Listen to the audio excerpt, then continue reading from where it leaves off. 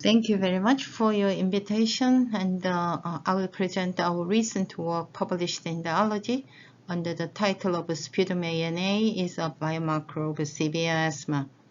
I'm Hae-Sim Park and working in the Department of Allergy and Clinical Immunology in Ajou University Medical Center in South Korea. There are some studies showing that autoimmune mechanisms are involved in severe asthma, and we can see in airway, asthmatic airway, and the NET derived from neutrophils, and the EET from eosinophil.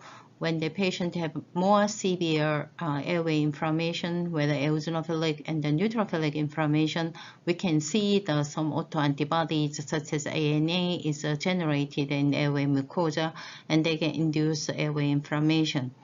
And the right panel showed that NET derived from neutrophils are involved in the autoimmune responses, and the NET formation was higher in the severe asthma compared to the non-severe and the healthy control. And when incubated the NET in airway epithelial cell, we can see expression of TG and the cytokeratin 18 and alpha analytes. This is autoantigen derived from epithelial cells are more increased in the severe asthma compared to the non-severe and the healthy control, indicating that they may involve the autoantigen expression in airway cell.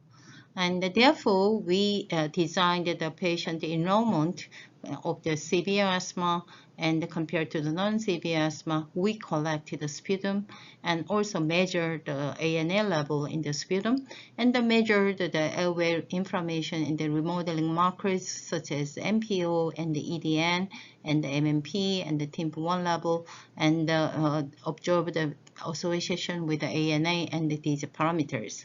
We also measured the lung function and the immunological and the inflammatory parameters, and also their association was observed.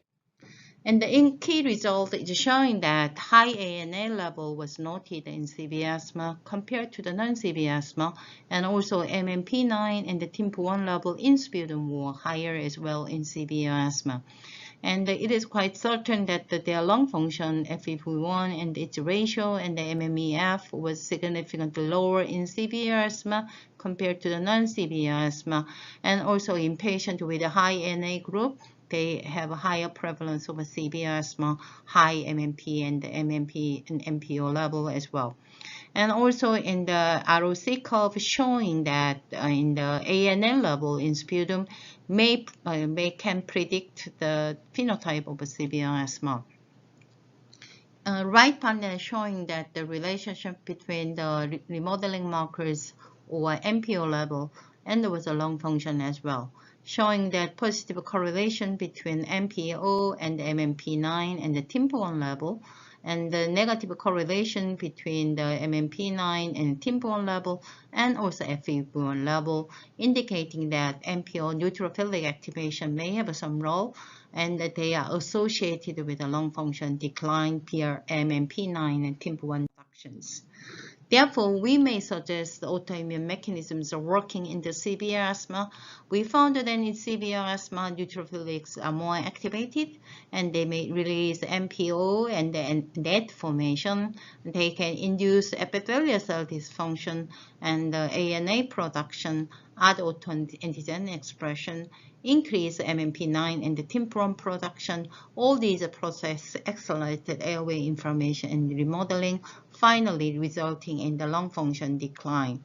Therefore, in conclusion, neutrophil and the NET-induced airway inflammation is associated with the ANA-associated autoimmune responses in asthmatic airway, which may contribute to asthma severity, lung function decline, and where MMP9 and TIMP1 is involved.